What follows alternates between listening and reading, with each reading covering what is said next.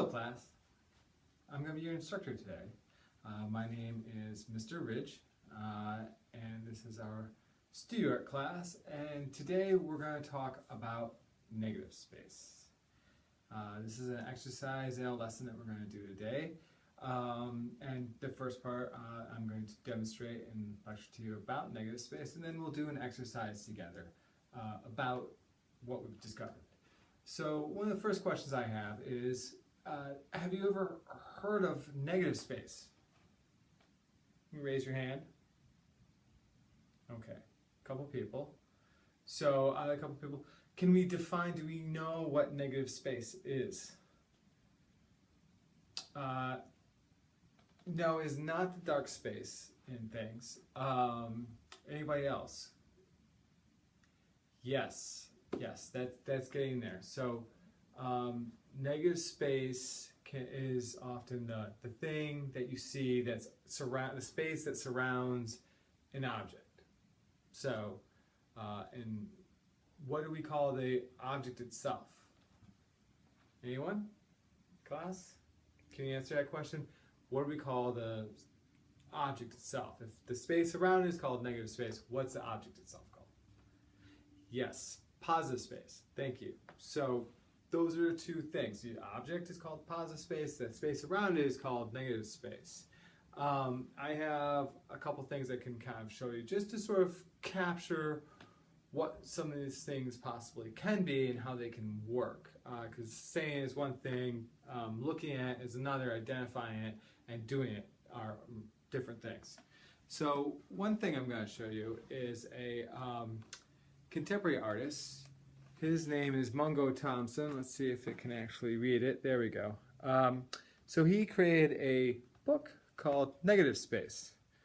And what he did was he went through in the book and he captured pictures of space.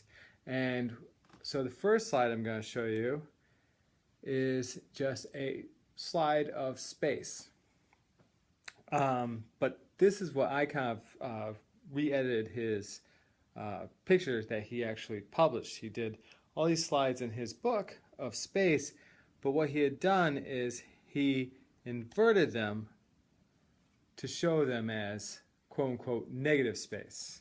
So he inverted them. It's a play on the word, but to really make very real what you think of as space that surrounds an object and really showing it to us as a thing.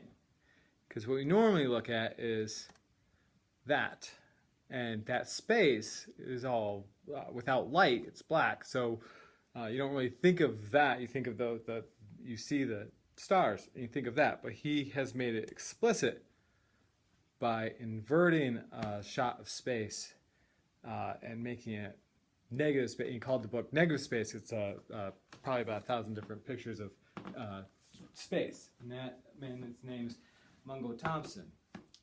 So looking at that, so you can see that the space actually is around the stars, and so sometimes people have a question about negative space.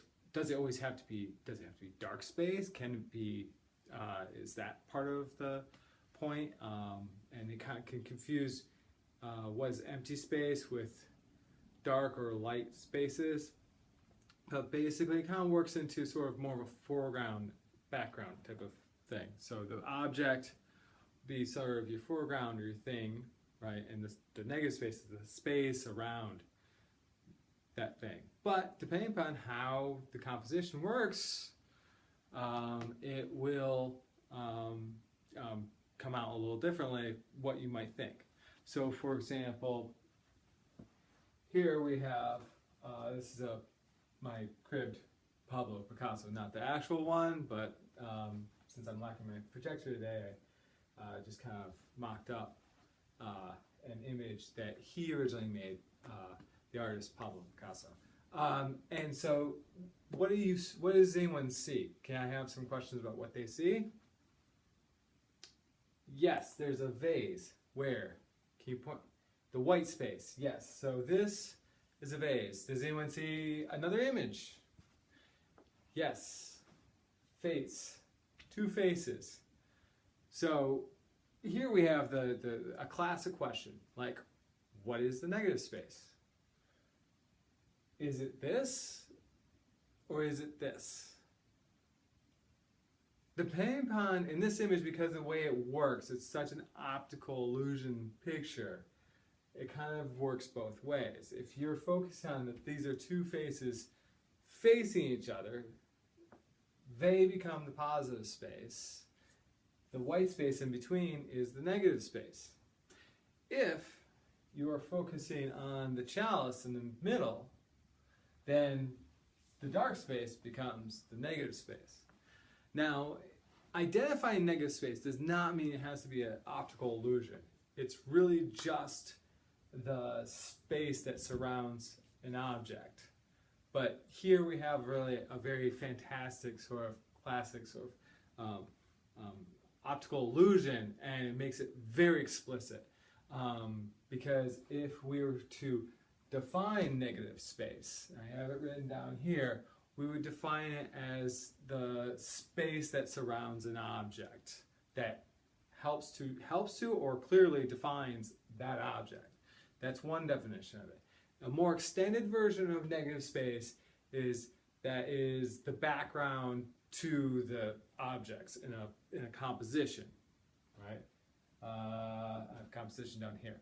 If we remember composition, composition is an arrangement of forms or shapes in what you are defining as your artwork or someone else's artwork, right?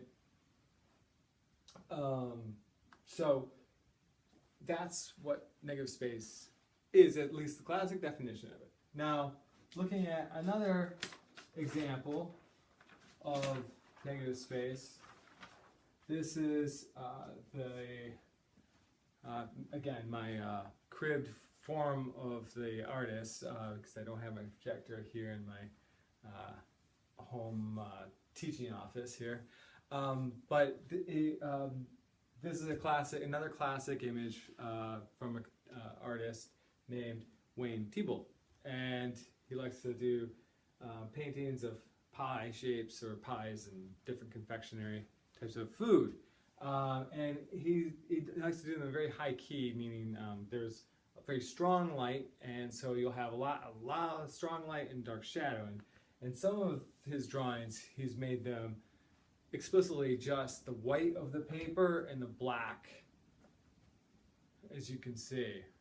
So what, I mean, I guess I could just ask Quest, what you see? Most people say pies. Yes, I think most people would say pies. And how's the artist defining those pies? With just their shadow and just a hint of shadow over here. And because even that line might be just a very small line and a very hard, like strong light, you can get away with sort of some of the less detail, and you get the overall picture here. This is a very kind of interesting picture for trying to define what is positive space and what is negative space, which is again another reason why, like, in addition to this one here, I'm bringing this one in here as to define what is your negative space, what is your positive space. So what do you think, class? What is there a negative space, or is there a positive space? Yes. So the negative space here, these are shadows. They are part of the object, but they are clearly helping to define the shape of the positive space, which is, and there's a lot of what we call, I didn't write that one down, there's a lot of implied lines in this picture. Like all of this here and here for the dish, those are implied lines. Implied lines basically is meaning, it's a term that people use for a visual piece of art that you see when you have 2 points that kind of almost connect, but they don't, but our eyes and our minds viewing another object will. So here's another kind of example, And I think, you know, there's actually probably no wrong answer for this, because in some ways I could probably maybe even argue that this is the negative space, helping define the shadows as the positive space. So it's kind of a little bit of a conundrum there, but it does kind of get into foreground, background issues and these kinds of complexities that you get into with negative space and positive space. So what I have for very explicitly what as a lesson is, or at least an exercise to this as a lesson as to what we want to do, is we want to do an lesson exploring negative space and how that can help you to think about your compositions, so how you arrange them, because it really does. As far as thinking about these spaces, negative space, area that surrounds your objects, and the positive space of the objects that they actually are, kind of thinking about the areas that you normally aren't because of the surrounding space, it kind of helps you sort of think about how to make more dynamic compositions or how that might work. So as an exercise, it's very, very good to do. It's also, you know, just for itself, it's a really great tool to make things very graphic if you want to focus in on that. It's a way that you can kind of think about if you like, you know, to make artworks that use silhouettes. Certainly things that get more flatter in their space, it becomes much more important to the success of those types of artworks. So what we're going to use is, well, I think I might use a marker because it will be hard for you to see on this camera without me using a pencil. But what you will be using is you will be using a 2H pencil, like a light pencil, 2H or HB pencil. And we've discussed about the H's and the B's and HBs that we use here in the studio. And so you'll want to be using a lighter pencil, so that will be the HB pencil. I do have written forms for you to hand out, and I'll give those out to you, which you actually took when you came to the class, so I hand these out to you. I have two examples.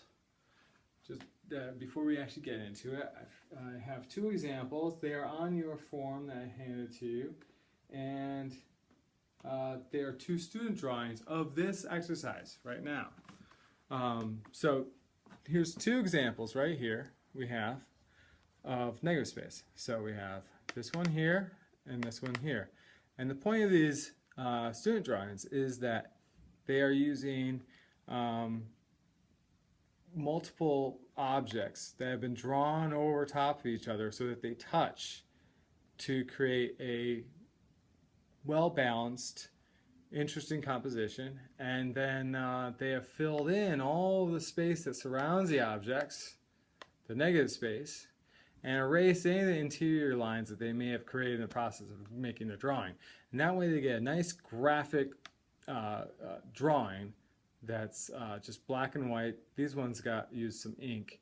We're just going to be using pencil, which is fine as well. You just need to be neat with your pencil once you get to that stage. You can be kind of a little bit more carefree with some of your drawing because you start with a light pencil and then define everything that's necessary with a darker pencil like a 2B to a 4B pencil, and be neat about filling in those areas. So I'm going to give you a demonstration to begin with, and then you'll be able to carry through on this exercise. The main thing that I'm going to have, and I have instructions on those sheets for you as well, very stepped, which is that you're going to draw 3 objects, and you're going to place those 3 objects in your drawing, in your field. You want to use the whole area of the drawing. Actually, here I'm drawing it large for you. You will be drawing it in your sketchbooks, 9 by 12. So you can kind of keep it. If you need to make it a little bit smaller, you may draw the box in a little bit to make it a little bit smaller, but you must really make the composition kind of take up that sort of whole field of your drawing. You have to consider everything. So one at a time, now you may select an object and draw it into your field. Now, what I would like to say is that I want you to think about your balance. I've written it here. So balance is what? Okay, how about if I more, what's something that has a very even balance in their composition? Yes, yes.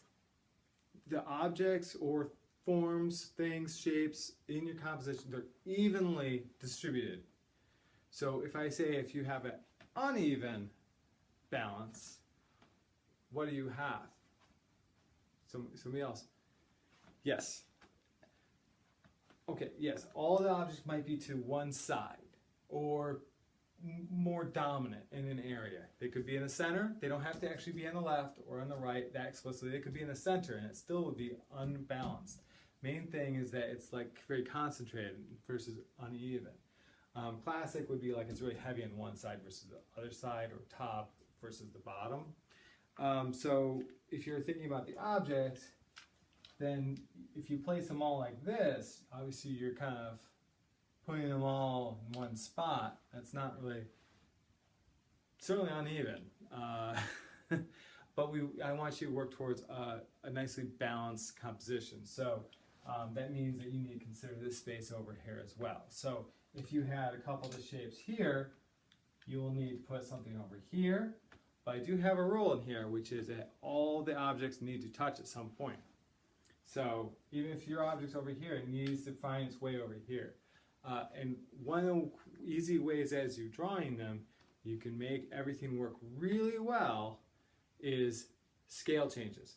I didn't write it down here, but scale is the size of a shape or form in your drawing. So if you have one that's small, you can have one that's big. That's a great way to just sort of change things up and get your forms across the sheet and have that change of have your balance kind of nice and kind of working into these different areas. How are you going to make it is each drawing should be a contour line. So maybe I'll start with the pencil, my trusty pencil. And all the drawings should be from observation. So they should be things you see, then you draw. Okay, so first just find the spot. It could be something that you see in a location. It doesn't have to be a small object. It could be a big object. It could be a desk. Could be a bike. Could be could be an airplane. If you have an airplane, you can look at. But I want you to look at the things that you're trying to use. A fence would be great too. Like you can move. That's why you have a sketchbook. It's very mobile. You're going to be able to use this outside the studio. So if I start with my pencil, I'm going to determine where I want to have my drawing. And then I'm going to be using a layer pencil like this marker. And you want to, using our skills of observation, you want to look at your object. Now, I did say something about take your time. It's okay if your lines bob or weave. You can edit them in this exercise pretty easily. And if you have a strong shadow, like I think on this pencil, I have a strong shadow on this portion right here. So I really should maybe consider whether or not this becomes part of the negative space or not. And if I look very carefully along the back side, there's nice little details right there in that metal piece that holds the eraser, which might give some hint to where that is. So the next thing is, let's see, I have this. Now notice I kind of came up to the very edge, because again, I talked about how I want you to sort of be thinking about the whole space as a process, thinking about how these things might work. So I'm trying to think about how I might make this, because I have a handle that'll stick out some, so how I might be able to do that. Maybe more like this might be nice. What's the other thing I have is this. So I might want to just think about that. So I might think that might be kind of nice. You could, yes, good question. You can redraw this in a different spot if you like, because the main thing is that you'll be able to erase, and your hard very defining things should be with the dark pencil and the shapes. So if you don't like where this initially came out, and as you continue to make the two more shapes, forms, draw from the forms, you can change that. That would be fine, and you should be able to edit that. So the next one is I'm going to draw from life is this nice clamp here. Okay, so try and include, remember we're using contour line, and we're using contour line, which helps define what is contour line. Yes, contour line is the line that forms the outside of shapes. Okay, now the thing about contour lines is you could go inside the contour lines, inside the shapes. If there's areas that need to be defined, there are things inside. Like here, I could still find a contour line there for that divot here, the inside of this thing here, but we're not shading. That's the main thing, is you're not shading. But you know, if there are open areas, maybe, you know, it might come out more like, because this still is a solid piece of plastic, but if I end up making, you'll see. So that's why I do these demos. Helps to see a little bit of break down some of the complexity about what are the possibilities. And you'll notice my drawing, it's not terribly amazing.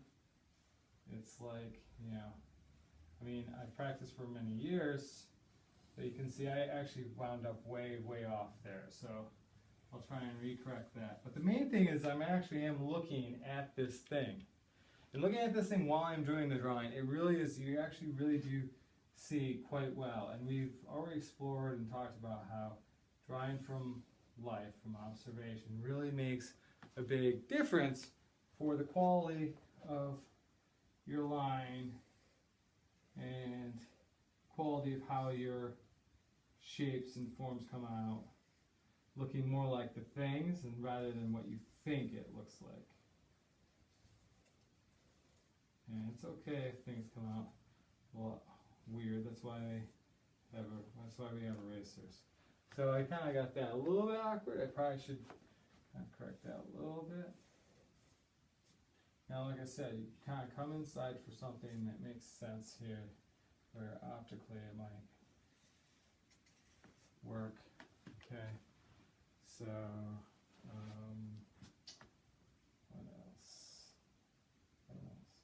There's just like a hole in this thing. So, it's kind of nice. Okay, now,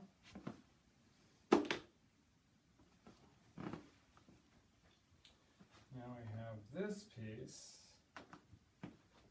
So so now I've got a lot of, now I'm looking at this, I basically have an X going on here. And if you're finding, you can repeat a shape if you want to repeat. The minimum requirement is 3. Probably not want to get too many so it gets too jumbled, but if you want to repeat, like say if you did the pencil, if you want to do it small and repeat that and so that it kind of activates that space better, that makes some sense. So then we have a stapler. So I'm just going to try, and what I'm trying to do is I'm trying to see in this space as a gap. This makes a little bit uneven and gives us a little, we'll see how this looks. Like I said, it don't have to be perfect, but it's about the attempt of investigating. It's your attempt to see through drawing how you can compose these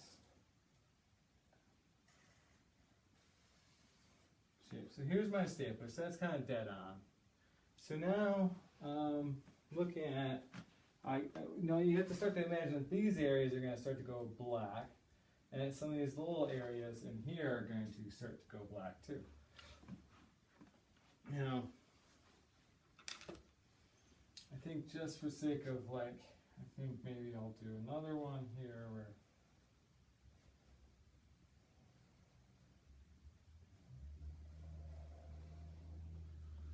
that might just help a little bit. Now, again, it doesn't have to overlap. You could just touch too. That's another way to make it work. But I have that rule in place so that I make sure that you're really trying to make this work more as a whole composition rather than just 3 things ding, ding, ding. And now what the thing is, and actually having an object in here probably has a lot of open spaces is great, like a cord too, or something else that, you know, lace or some other kind of thing that has some very open area and across some of them. And I was in one of those exercises, you saw the student drawings that you can refer those to, that they really kind of use a little bit of the overlap to make this sort of a very interesting thing. So I'm going to use a big marker here. You will be using a dark pencil, and all we want to do is find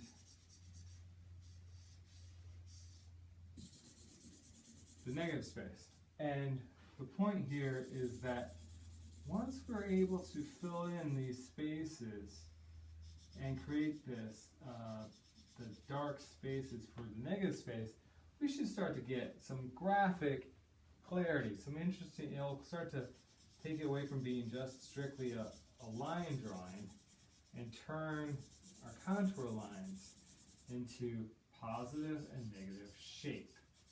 And so just the contours of those shapes will define our objects. Therefore, and when we get everything filled in here, then we can go through and erase all the lines that we use to create these shapes. That way, it will only be the negative space defining the positive space.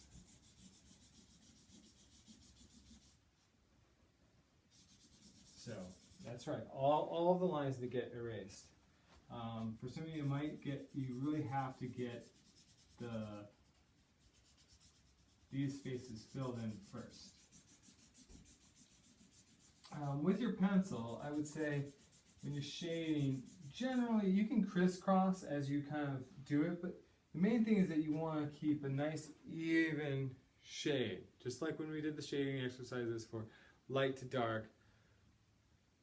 Staying in the same direction works pretty good. You can change and overlap, but just kind of try and be neat towards your border. So you can neat some things up with the eraser, which is great, but you should just try to be a little bit neater on this part of it. The drawing them, that part, you can be a lot more wayward, but now what we want is we want us to kind of neat things up.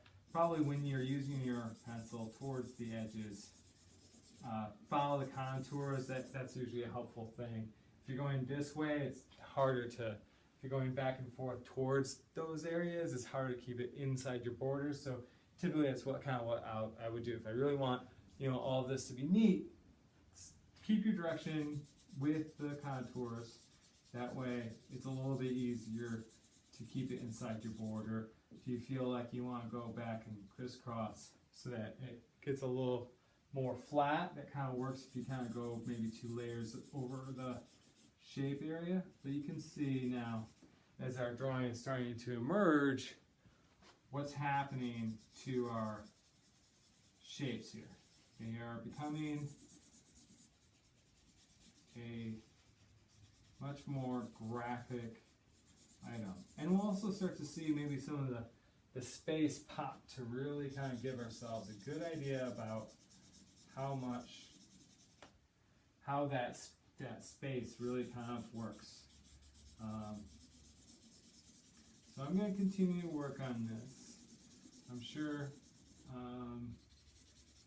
you're probably ready to sort of get started. Now you can see what the process of how this really is going to work as a functioning item. And you can see when I erase all of these pieces here, all of this stuff gets erased. That way, then it makes very flat shapes.